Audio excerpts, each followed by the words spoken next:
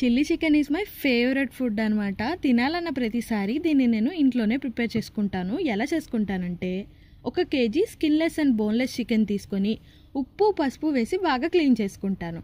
ఆ తర్వాత అందులో కారం, ఉప్పు, గరం మసాలా, మ్యాగీ మసాలా, ధనియాల పొడి, జీలకర్ర పొడి, అల్లం వెల్లుల్లి పేస్ట్ అన్నీ ఒక్కొక్క టీ స్పూన్ వేసుకున్నాను. ఆ తర్వాత 1 ఎగ్, 2 స్పూన్లు కార్న్ఫ్లోర్, 1 స్పూన్ బియ్యం పిండి వేసుకొని బాగా మిక్స్ చేసుకున్నాను. తర్వాత కొంచెం ఫుడ్ కలర్ యాడ్ చేసుకున్నాను. ఫుడ్ కలర్ అనేది ఆప్షనల్, మీకు వద్దంటే అవాయిడ్ చేసేయండి. తర్వాత 1/2 బద్దన్ నిమ్మరసం కూడా వేసుకొని మొత్తాన్ని బాగా పీసెస్కి పట్టేలాగా మ్యారినేట్ చేసి 1 అరగంట పాటు పక్కన పెట్టండి.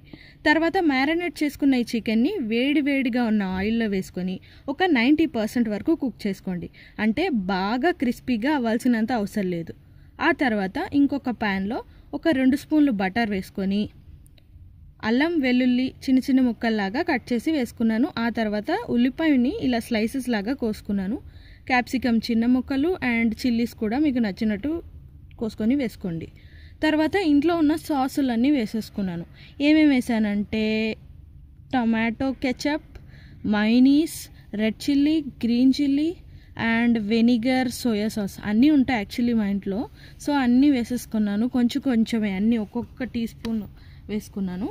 మొత్తాన్ని బాగా మిక్స్ చేసేసుకున్నాను. ఆ తర్వాత ఒక చిన్న బౌల్లో 1 స్పూన్ కార్న్ఫ్లోర్ వేసుకొని అందులో వాటర్ వేసి లమ్స్ లేకుండా కలిపేసి ఆ కార్న్ఫ్లోర్ వాటర్ని ఈ ప్యాన్లో వేసేసుకోవాలి.